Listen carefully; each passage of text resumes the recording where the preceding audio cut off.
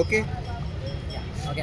So అన్న నమస్తే అన్న. నమస్తే అన్న. సో మరి అఖండ 2 నిన్న మరొక కొత్త టీజర్ వచ్చింది. అందులో ఒక్కొక్క సన్నివేశం ఒక్కొక్క అద్భుతం అని అంటున్నారు. మీకు ఎట్లా అనిపించింది అన్న? ఆ సీన్ వచ్చిన దగ్గర నుంచే కొద్దిగా ఆనందం అనేది మాలో వచ్చిందన్న.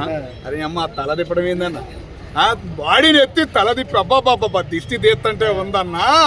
అరే అరే అరే అరే అరే అరే అరే అబ్బా, ఇవాళ నైట్ కి అందరూ అదే దిష్టి తీస్తారేమో భయపడుతున్నా. అందరూ జరభద్రం, శత్రువులందరూ జరభద్రం. బాలయ్య ఫ్యాన్స్ కి దగ్గరికి వెళ్ళమాకండి.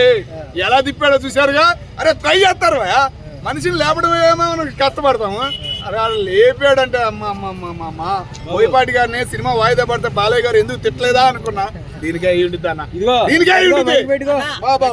సూపర్ అన్న. బాలయ్య బాబా కట్టి అంటే ఆయన పట్టిన దిష్టి ఆయనే తీసుకున్నాడు ఆ సీన్ తో అంటున్నారు. అంతే అన్న, బాలయ్య ఫ్యాన్స్ మొత్తాన్ని తీసేసాడన్న. నిన్నటి దాకా బాధపడిన బాలయ్య ఫ్యాన్స్ మొత్తము ఫుల్ హ్యాపీ అన్న. ఇంకొక 2 గంటల 3 గంటల సినిమా తాండవం ఆడబోతుంది 9ంటికి.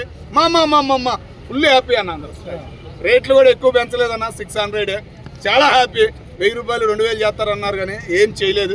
అది కూడా ఫ్యాన్స్కి చాలా చాలా హ్యాపీగా ఉందన్న. ఆన్లైన్లో అందరూ బుకింగ్ అయిపోయింది, అందరూ ఫుల్ హ్యాపీగా ఉన్నారు అన్న. ఇప్పుడు ఆ సీన్ అందరికి కనెక్ట్ అవుతుంది ఓకే, బట్ కనెక్ట్ కాని వాళ్ళకి బాగా ఓవర్ అనిపిస్తలేదా అని చెప్పేసి కూడా అంటే నా ఓవర్ కాదన్న. ఆ సీన్ చూసినాక ఇంకా శత్రువులు ఉన్నారు చూసావా, వాళ్ళు కూడా వెళ్ళి అమ్మ ఏంది సీను, ఎలా అసలు ఆ యాక్షన్ ఎట్లా, దానికోసమైనా వెళ్ళి చూస్తారన్న కంపల్సరీగా. అది అంటే ఇట్లాంటి ఎలివేషన్స్ కానీ ఇట్లాంటి సీన్స్ మన తెలుగు సినిమా ఇండస్ట్రీలో ఎప్పుడైనా చూసినా? ఎంత మడికి చూడలేదన్న నేను. ఎంత పెద్ద సినిమాలు చూసాం కానీ ఇట్లాంటి ఆలోచన, ఈ దిష్టి తీసే ఆలోచన ఏమన్నా. గొర్రెను చూసాం, గేదెను చూసాం, మనిషిని తిప్పుతుంటే ఉందన్నా. ఏమన్నా జై బాలయ్య అనాల్సిందేనన్న. అది